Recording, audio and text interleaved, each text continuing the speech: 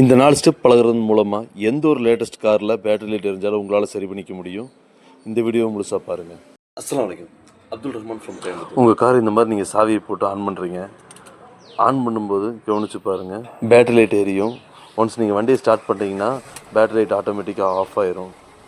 But ஒரு சில டைமில் நீங்கள் வண்டியை ஸ்டார்ட் பண்ணதுக்கு அப்புறமே கூட பேட்டரி லைட் கண்டினியூவாக எரிஞ்சிட்ருக்கும். ஒரு சில டைம் பேட்டரி லைட் சாவி ஆன் பண்ணாலுமே லைட் எரியாமல் இருக்கும்.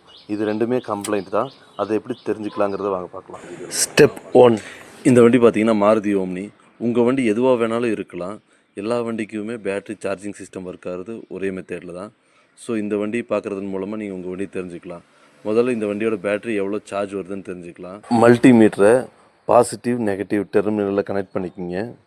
அப்புறமா வண்டியை ஸ்டார்ட் பண்ணுங்கள்.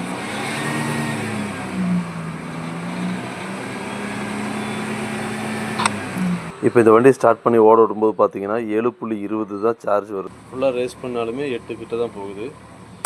சார்ஜ் ஆகிறதில்ல பேட்ரி. ஒருவேளை உங்கள்கிட்ட மல்டிமீட்டர் இல்லைன்னா வண்டியை ஸ்டார்டிங்கில் விட்டு பேட்ரி டெர்மினலில் கழட்டி பாருங்கள். இந்த மாதிரி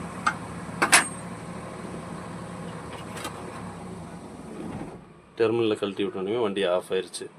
ஸோ பேட்ரி சார்ஜ் இருக்கிற வரைக்கும் தான் வண்டி ஓடுது. பேட்ரி உங்களுக்கு டைனமோ வேலை செய்யலை. ஒருவேளை உங்கள் பேட்ரி 13.20லேருந்து 14.50 வரைக்கும் தான் சார்ஜ் ஆகுதுன்னா உங்கள் டைனமோ சார்ஜிங் ஓகே. இல்லை 15க்கு மேலே சார்ஜிங் காமிக்குது அப்படின்னா உங்கள் டைனமோ ஓவர் சார்ஜ் ஆகுது, பேட்ரி ஓவர் சார்ஜ் பண்ணுதுன்னு அர்த்தம். அதே மாதிரி 13க்கு கீழே 12, 12:30 அந்த மாதிரி சார்ஜிங் பண்ணுதுன்னா உங்களோட டைனமோட சார்ஜிங் அவுட்புட் பத்தலைன்னு அர்த்தம். ஸ்டெப் 2. பேட்ரி எப்படி செக் பண்ணுறதுன்னு பார்க்கலாம் வாங்க. ஃபர்ஸ்ட் யூனிட் டெர்மினலில் பிடிச்சிட்டு வோல்டேஜ் பார்த்தீங்கன்னா 9.75 இருக்குது. வண்டி ஸ்டார்ட் ஆகணும்னா உங்களுக்கு 11வது இருக்கணும் மினிமம். இங்கே பாருங்கள், கேட்ச் மார்ச் பார்த்தா ஒயிட் கலரில் தெரியுது. இந்த இதில் ஒயிட்டுனா உங்களை நீட் டு சார்ஜ். அதே க்ரீன் கலர் இருந்தால் ஓகே, ரெட் கலரில் இருந்தால் டிஸ்டில் வாட்டர் இல்லை, இல்லைன்னா பேட்ரி டெட்டுன்னு அர்த்தம்.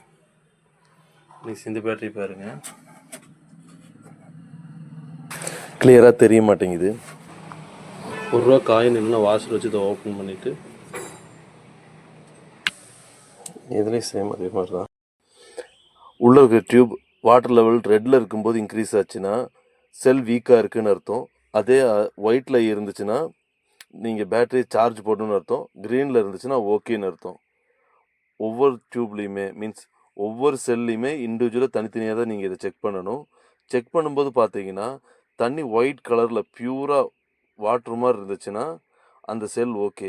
பட் ஒரு சில நேரங்களில் இந்த தண்ணியை நீங்கள் எடுத்து பாருங்கள், தண்ணி கலங்கின மாதிரி இருக்கும், இல்லைனா பிளாக் அடிச்சிருக்கும். அப்படி இருந்துச்சுன்னா அந்த செல் கம்ப்ளைண்ட் ஆகிருக்குன்னு அர்த்தம். அந்த பேட்டரியை நீங்கள் இந்த பேட்டரியில் எல்லா செல்லையுமே ரெட் கலரில் இருந்தாலுமே பேட்டரி சார்ஜ் கொடுத்தோன்னே சார்ஜ் ஆகி ஓகே ஆயிடுச்சு. ஒரு சில டைம் நீங்கள் சார்ஜ் பண்ணாலுமே பேட்டரி உங்களுக்கு சார்ஜ் ஆகாது.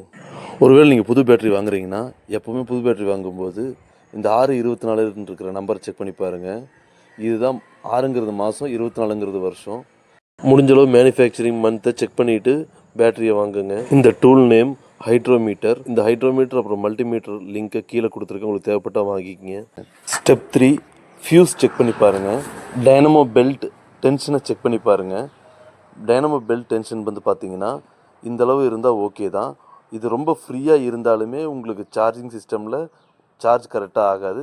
அதுக்கப்புறமா பின்னாடி சாக்கெட் கனெக்ட் பண்ணியிருப்பாங்க, அந்த சாக்கெட் ஏதாவது கட் ஆகிருக்கானு செக் பண்ணி. ஒரு சில நேரங்களில் டைனமோ பெல்ட் கட் ஆனாலுமே உங்களுக்கு ஆல்டர்னேட்டர் ஒர்க் ஆகாது. ஸ்டெப் 4. பார்க்கறதுக்கு முன்னாடி சார்ஜிங் சிஸ்டம் எப்படி ஒர்க் ஆகுதுன்னு உங்களுக்கு தெரியலனா கமெண்ட்டில் சொல்லுங்கள், அதுக்காக செப்பரேட்டாக ஒரு வீடியோ மேக் பண்ணி போடுறேன். ஸ்டெப் 4. Wiring complaint.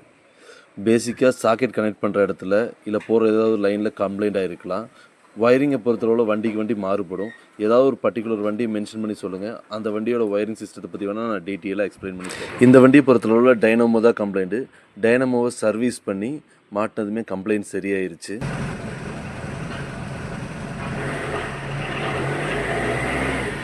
ஒர்க் ஷாப்புக்கு தேவையான டூல்ஸை பற்றி செப்பரேட்டான வீடியோஸ் மேக் பண்ணி போட்டிருக்கேன். உங்களுக்கு ஏதாவது டூல்ஸ் தேவைப்பட்டுச்சுன்னா லிங்க்கு கீழே கொடுத்துருக்கேன், தேவைப்படுற பொருளை பர்ச்சேஸ் பண்ணிக்கங்க. என்ன மாதிரி ஒரு மெக்கானிக்கு அஃபிலியேட் லிங்க் மூலமாக நீங்கள் பர்ச்சேஸ் பண்ணிங்கன்னா ஹெல்ப்பாக இருக்கும். இந்த வீடியோ உங்களுக்கு கொஞ்சமாவது பயனுள்ளதாக இருந்துச்சுன்னா கமெண்ட்டில் சொல்லுங்கள்.